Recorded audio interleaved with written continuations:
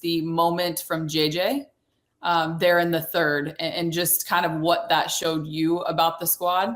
Ant credit it to being the difference in terms of they were making that run, as you mentioned, Channing, and then the Lakers responded 9-0 after he spazzed out, as LeBron said. So just kind of your thoughts, if you have a pulse of this series yet, as it's tied 1-1 going back to Minnesota. I think inherently the Lakers are not a grimy team. And JJ understands that each possession they cannot, even if they get up 20, they can't let the reins off the horse. And the key word here is inherently. Inherently, there we go. Inherently, right? They're just not inherently grimy. So, like, you would never say Luka's grimy. You would never say Rui Hachimura's grimy, but you would say they are winners. You would say they are skilled. Now, in this series, they're going to need to get a little dirty, get a little grimy at times to battle back through Minnesota's momentum swings. When Ant gets going, when Naz Reid's get going, they got to get dirty and get grimy and physical and get rebounds. And so to me, I thought, if you're just ho-hum walking out there in a series like this, I would have lost my shit too. Y'all act like it's a fucking playoffs. Game 2, if we lose this, go down 2-0. Listen, if we get just in the big picture, if the Lakers got swept, that's all our jobs. We all going somewhere except for Luka and Bron. So to me, the intensity has to start with your coach, because every possession matters, right? And the expectation of, if we're not just trying to win this series, we're trying to go to the NBA fucking finals. So if you are not locked in on every possession, what the fuck are we doing? Because as you saw at the end of that game, and I know I said I thought that the Timberwolves are going to come back, but teams go through swings. What I noticed this game that I didn't notice last game, and this is the truth, Bron struggles to get by Gobert nowadays. I could say that he's 40. This team is, they need Bron to play the way he did in game 2 defensively. Oh, yes. Yes. And the way he is having to exert that kind of level, I mean, he even said it after. I'll give you a few stats that we were talking about in our postgame show. Obviously, for those of you that may be just becoming a road tripping fan, I obviously cover the Lakers, so I see him night in and night out. And specific to last night's game, it was the season low in terms of points for Minnesota at 85. It was a season low in terms of threes made. They had just 5 versus the 21 of 42 in game 1. It was disgusting. It was Minnesota coming into game 2 had 56 they were the NBA active leaders, 56 straight games of scoring 100 or more. Lakers hold them to 85. They were also 20-1 coming into last night, holding opponents below 100. The Lakers scored 94. Just in terms of that grimy, grinded out, and the effort that you have to get from LeBron on that end, to then ask of him to be what we have seen for so many years offensively, is that going to be a different challenge? Yeah, but I think here's how they're going to win the series. Bron, you know how obviously be opportunistic offensively against Gobert or whoever you think, Naz Reid, whatever, DiVincenzo. The dude who cooks Gobert every single time, there's 2. Number 1, Luka. Hey, that boy be shaking in his boots. No, Luka. And 2, Austin Reeves gives him the business. Mm-hmm. Exploit that as much as you can. And then Bron, be a playmaker, be opportunistic, be physical, like be more old school. Bron's impact can be held more if he has 16, 12, and 11 than if he had 25, 7, and 6. Like, fill in the cracks, because that's where your greatness comes from. Oh, you need me to be a passer today? I can be the best passer on the court. You need me to be a defender? I can be a top 2 defender on the court. Like, that's where he's going to be needed in this series, because I don't know if he has the offensive package or legs to take advantage of guys outside rather than physical on the inside on the post. Like, put him on the block and go get a layup like we used to against Golden State. Well, this is not Golden State, but let me say this. Seriously. First of all, I didn't know Jaden McDaniels grew. I'm watching this dude on television yesterday. I'm like, the fuck is he 6'11"? Like, yes. Yeah, he is.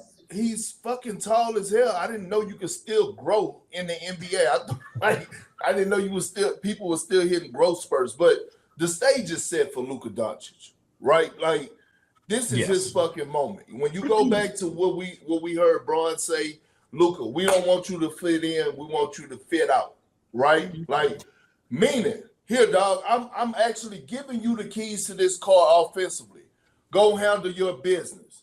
When was the last time, honestly, we could say that Bron played with a guy where he could say, here, I trust you completely offensively to go do what you need to do, go make guys better, erupt for 16 to 18 points and set the tone in the first quarter. Now, let me say this.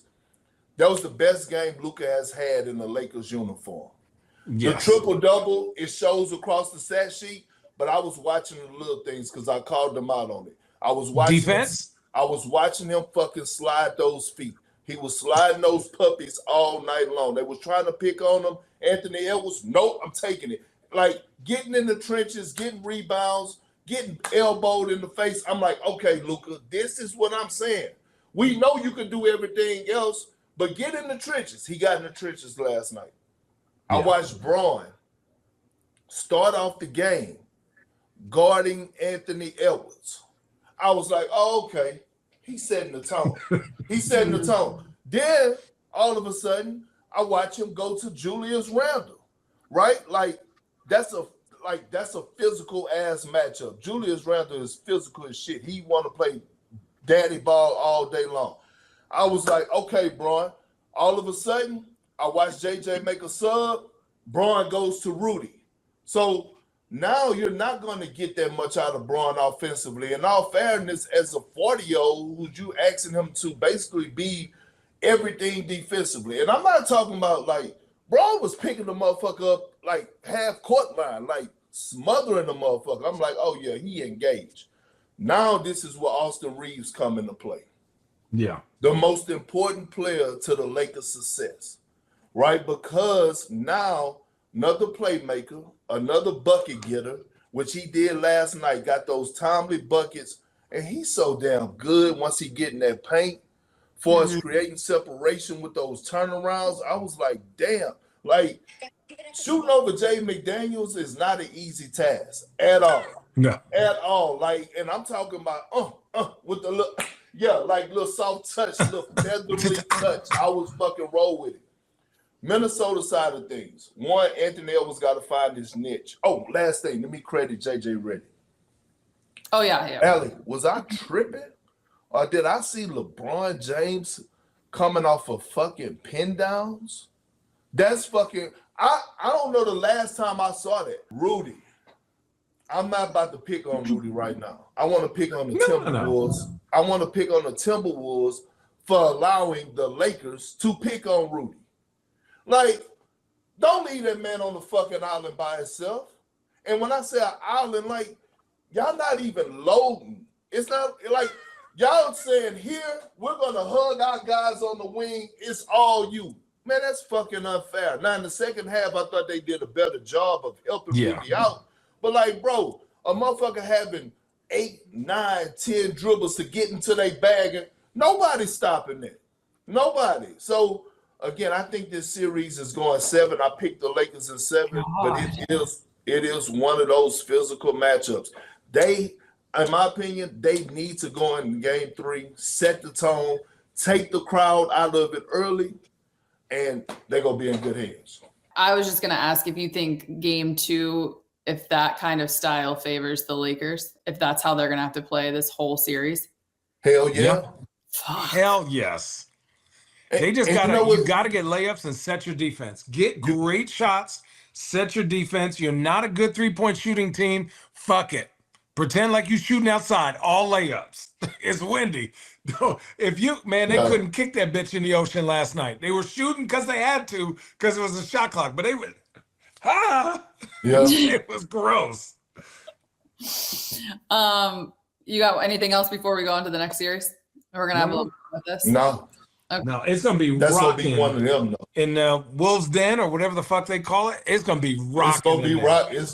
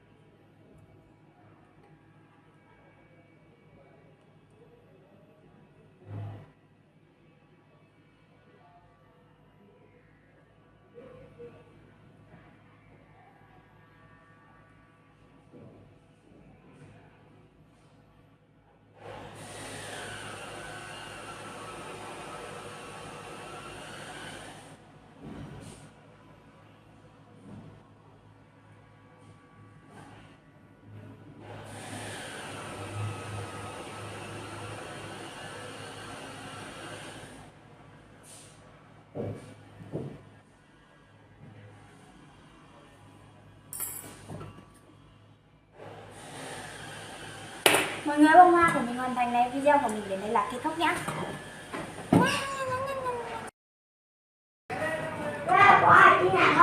Xin chào cả mọi người đã quay trở lại với kênh của mình. Ngày hôm nay mình sẽ tiếp tục hướng dẫn các bạn làm vòng, và hôm nay của mình sẽ có tiêu đề là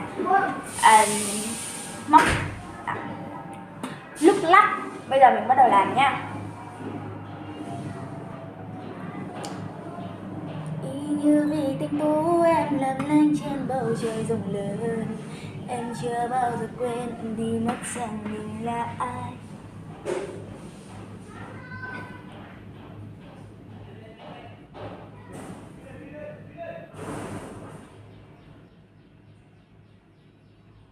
Nói tình yêu nơi ấy bây giờ đang trong